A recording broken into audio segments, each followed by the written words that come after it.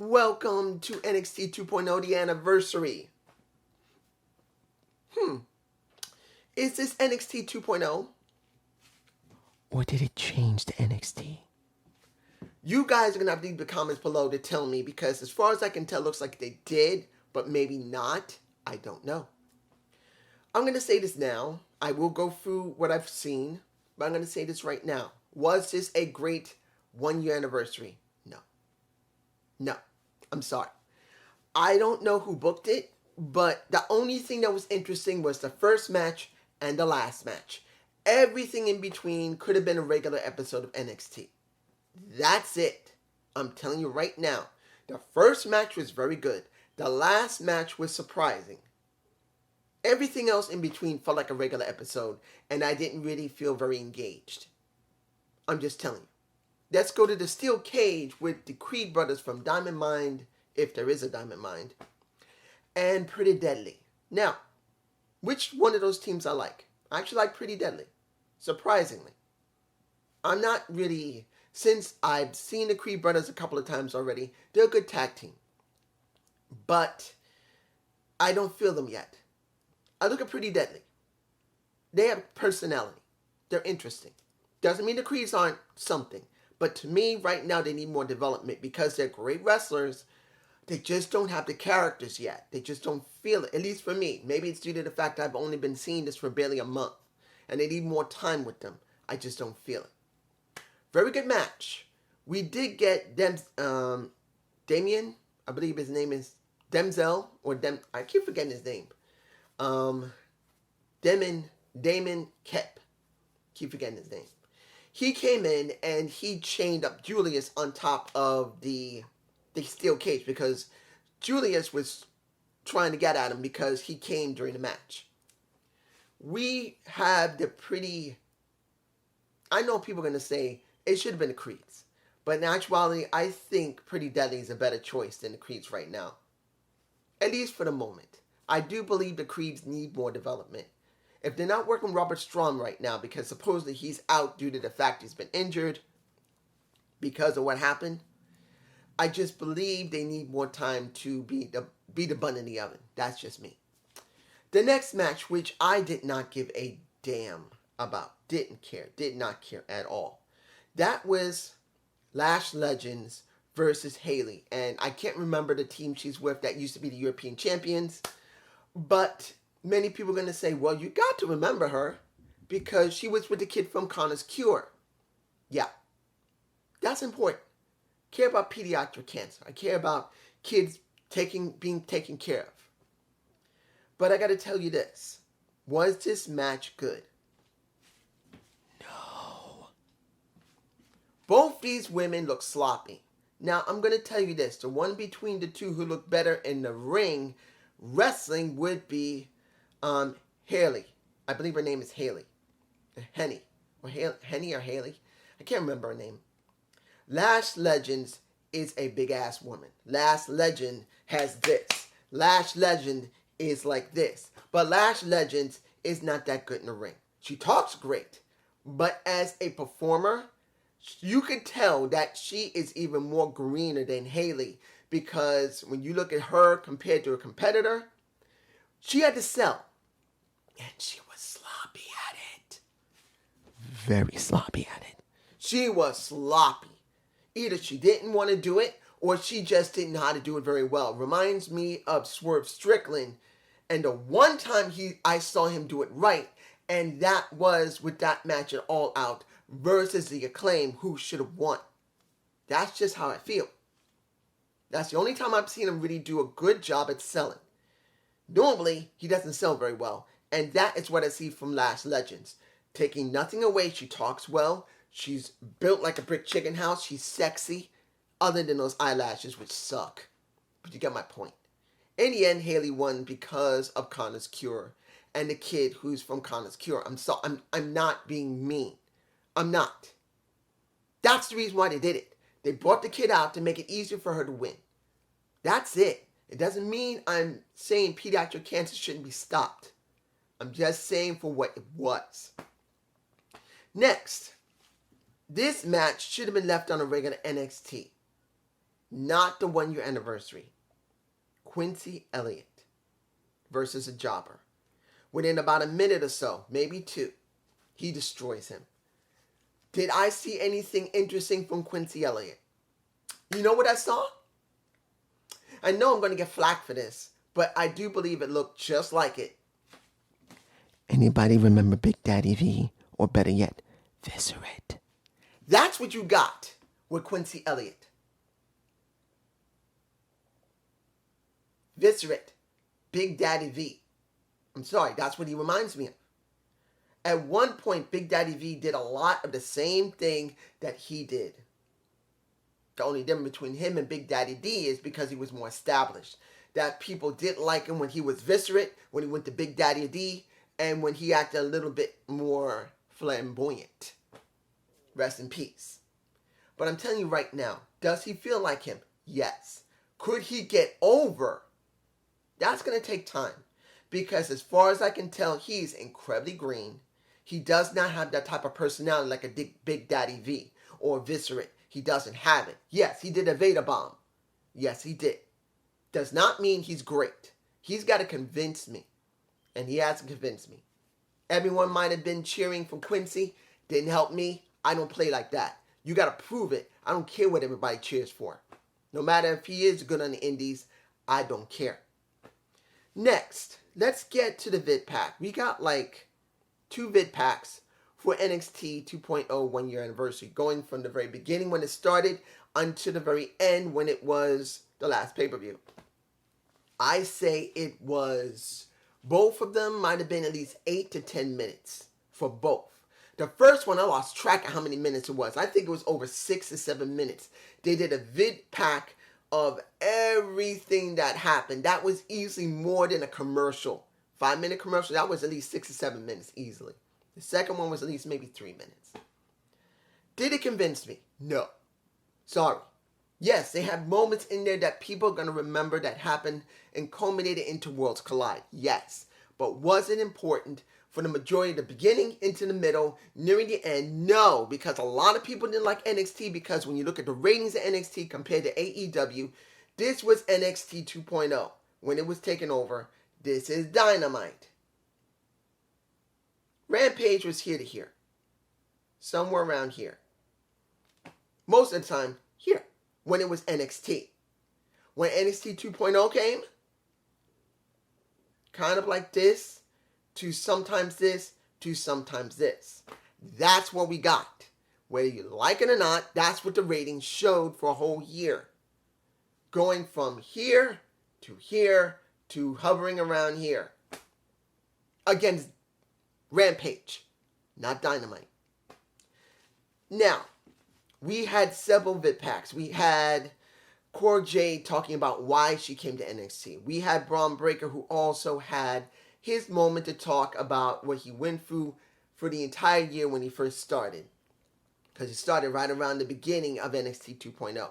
And trying to explain why he did what he did, what went through it, of course. Not the real reason how Vince and Bruce really booked him, making NXT, the original, look like shit. And I'm not even a big NXT fan. Remember, I stopped watching the product years before 2.0 started due to the fact that every time when we got someone from NXT go to the main roster, They were obliterated. and then reconstructed, and if it didn't work, they were just thrown away. That's the way it was.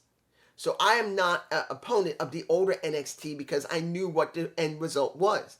No matter how well you were built in the original NXT, the moment you went to the main roster, you got obliterated, treated like shit, reconstructed, and maybe might get over. If not, the majority you just get thrown away.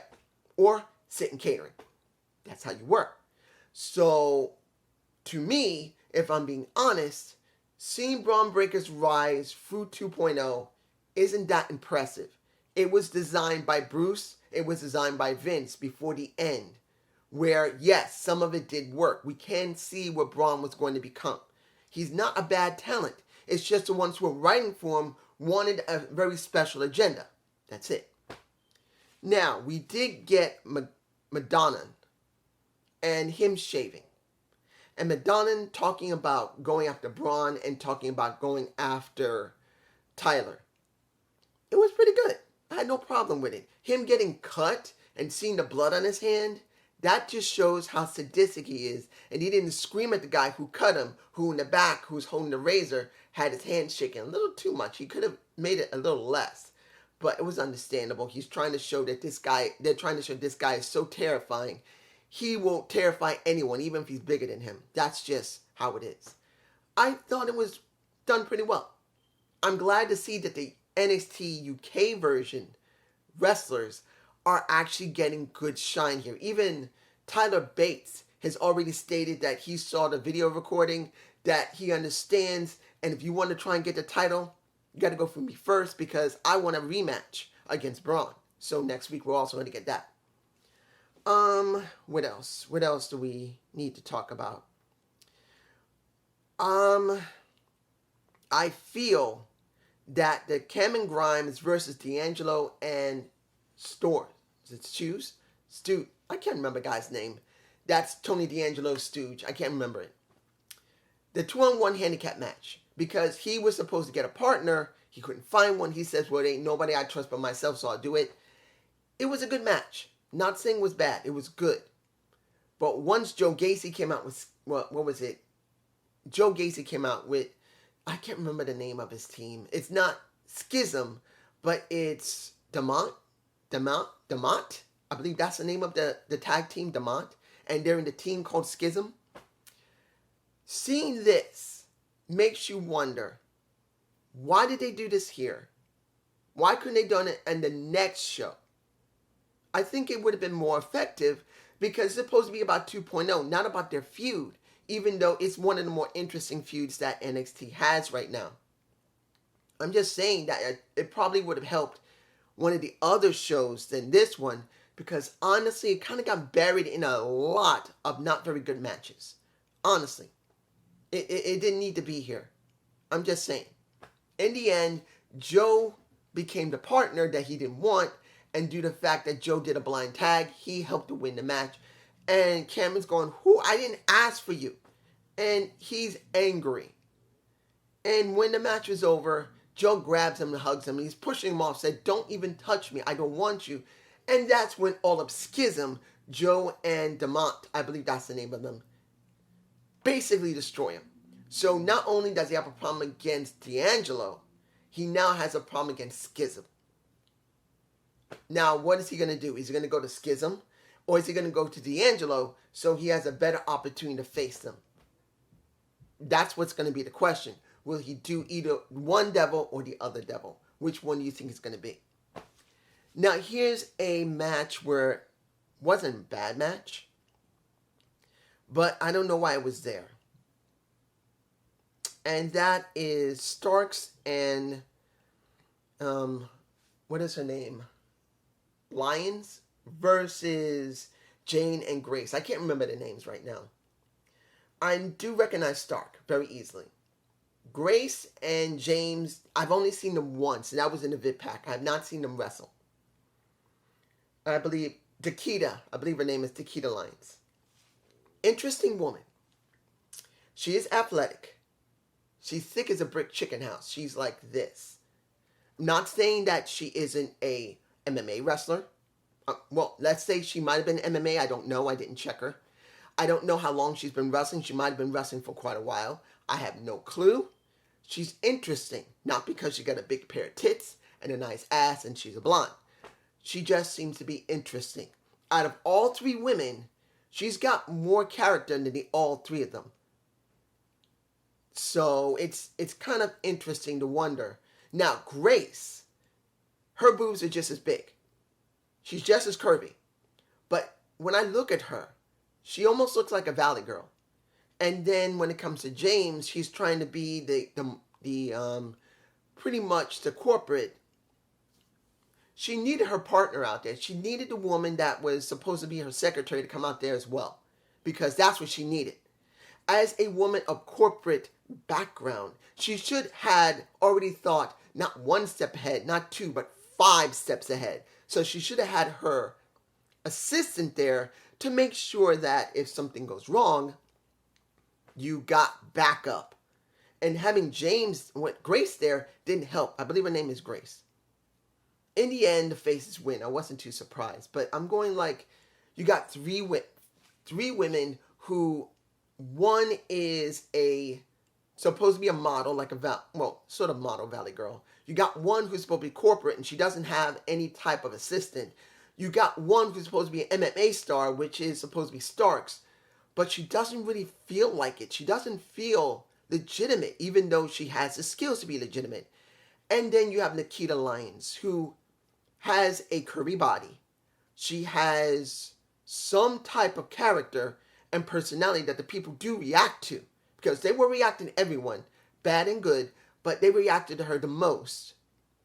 And then you wonder, why is she not being pushed compared to the others? Is it because she's a blonde? Is it because she got big tits and big ass? Is it because that she's not developed enough? I don't know. This is what I'm wondering. I don't know. But you guys tell me below. Now, the next match, which was, why did it have to happen here? Why it wasn't on another show? You got Big Hank, who's supposed to be a security guard, where I'm very glad that Stu Bennett had clarified this. And he said, guys, when it comes down to our security is prospects of NXT developmental. Next to trying to develop themselves, they also double as security guards. We all know this, but it's good that they clarified it, what he is. And he didn't believe that he could win. And he went up against Brawler. I can't remember the guy's name. I've only seen him now twice. I need to see him multiple times to recognize him. I don't remember his name. But was this a good match? No. No. The other guy is much more polished than Big Hank. Big Hank is okay. But I truly believe on the supposedly important 1 year anniversary, they should have never stuck this there. That makes no sense. It should have been on a regular NXT. Not on a 1 year anniversary where they're trying to make 2.0 mean something. Yes, Big Hank won, but it didn't really mean much. Finally, the North American Championship title match, which was voted on just like what happened with the Steel Cage match. And, I know I'm not saying anything about Toxic Attraction and what happened with Abby Fire. I'm not going to go there. I'm going to leave that alone because I want to see how that develops. I just wanted to say it because I don't want you to think I forgot. But the North American Championship, the one who won in that was Von Wagner, Wesley, and Joe Gacy. It was Wesley who won.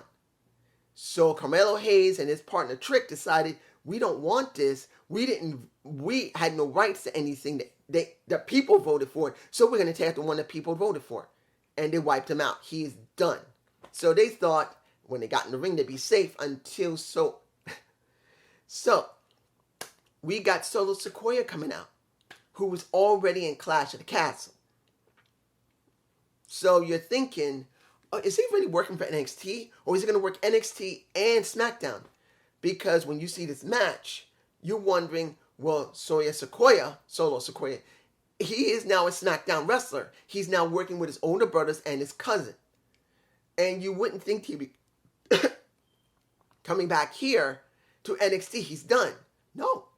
Because he won the damn title. He won the North American Championship. So now he is the North American Champion. So that means that just kind of like what happened with Braun Breaker, who also talked about it in his interview, where he went to go after Dolph Ziggler on Raw to reclaim the NXT title. You may see Solo Sequoia defend the damn title on SmackDown as well as NXT. It just depends on how they're going to book him.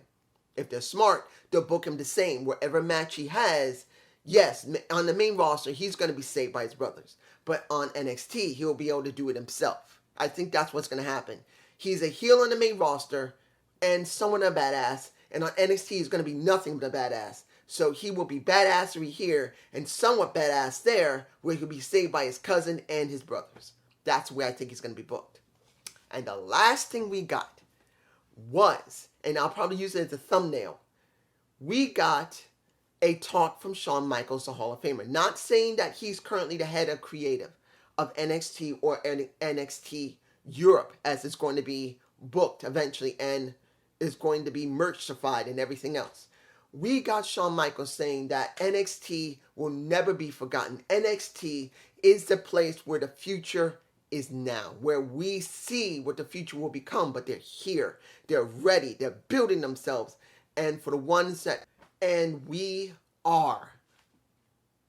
here. We're now. But this is where it gets interesting. Because when it was all said and done by Shawn Michaels, he actually, well, not him, but WWE showed the logo for NXT 2.0 transforming into NXT, the original black and gold logo. So the question is this going back to stage one? In other words, are we reformatting NXT 2.0 back to NXT and cutting out the 2.0 bit?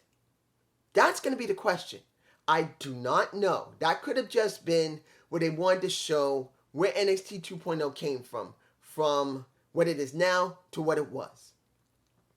Or this could be that NXT, the original black and gold, started really in 2012 to 13.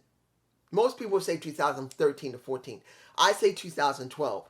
That's when they were already showing NXT, yes, the cake stuff and the contests and stuff. I'm going like when it hits 2013, the beginning of it is when they started showing the real NXT, just going into 2013.